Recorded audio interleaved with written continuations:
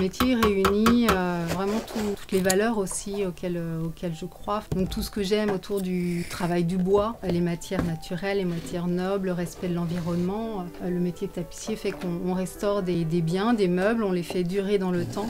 On évite ainsi qu'ils soient mis en déchetterie. On contribue aussi à ce que ce soit transmis de génération en génération et que voilà, il traverse un peu l'histoire.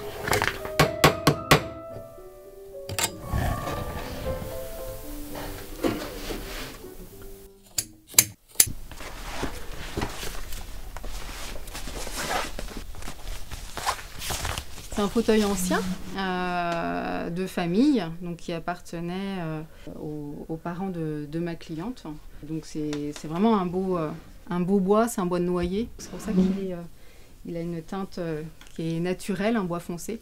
J'ai vraiment dégarni et mis à nu. Donc j'ai enlevé toutes les anciennes toiles, toute la garniture en crin qu'il y avait dedans. Donc il restait plus que la carcasse en bois. Et donc là, la cliente, elle souhaitait vraiment le refaire aussi de manière traditionnelle pour qu'il dure dans le temps.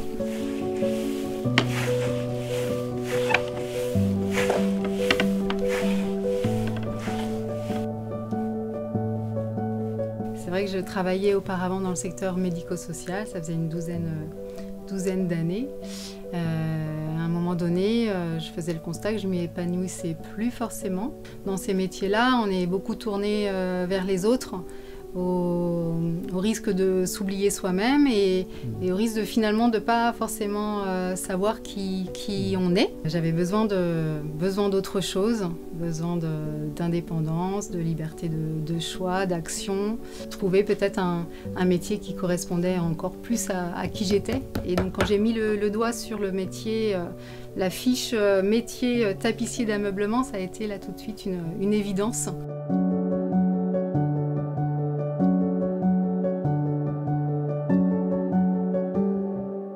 Moi, je me suis tournée vraiment à me former sur la tapisserie traditionnelle en utilisant les matériaux et les savoir-faire tels qu'ils se faisaient à l'époque, sous Louis XIV, sous Louis XIII. Ça suppose en se formant aussi de connaître et de maîtriser l'histoire des styles. Donc savoir quels sont les biens qu'on nous confie, de quelle manière ils ont été réalisés pour respecter ces savoir-faire-là. Et oui, j'ai suivi une formation longue, à peu près 18 mois, pour aussi m'accompagner, me former jusqu'au passage du CAP. Un accompagnement à distance et puis un accompagnement, une formation technique en présentiel. C'est quand même partir de zéro parce qu'il y a tout à apprendre. Il faut un certain nombre d'années d'expérience pour se sentir en confiance et par rapport à des sièges qui nous sont confiés.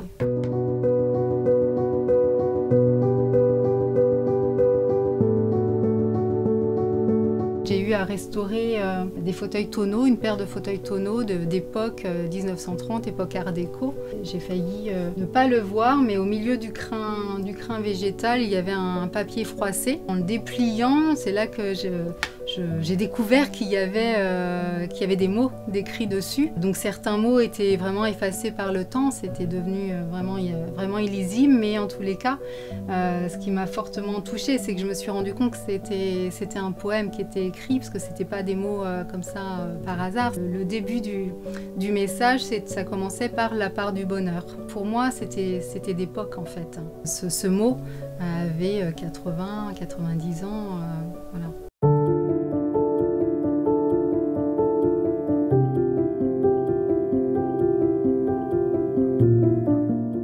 Dès que j'ai commencé la tapisserie, j'ai commencé à écrire quelques lignes en poème en vers.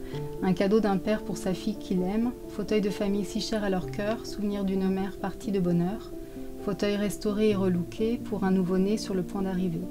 Magnifique velours pour baigner d'amour ce futur bébé et ses proches autour. J'aime raconter l'histoire en fait du fauteuil, donc de ce que j'en ai compris quand les clients m'ont un petit peu raconté, sont venus à moi, et puis au vu des questions que j'ai pu leur poser pour comprendre un petit peu d'où vient le meuble, si c'est hérité de famille, si ça a été chiné, si ça vient d'une brocante, etc. Et s'il est déjà passé de main en main, enfin ce qu'ils en connaissent en tous les cas. Voilà, c'est réalisé à Saint-Didier et que ça repart chez mes clients à Vitré.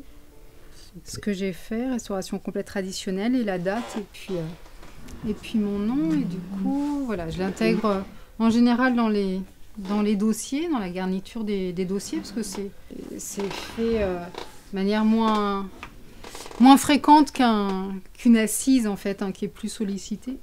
Donc il y a plus de chances que le petit mot reste plus longtemps finalement caché.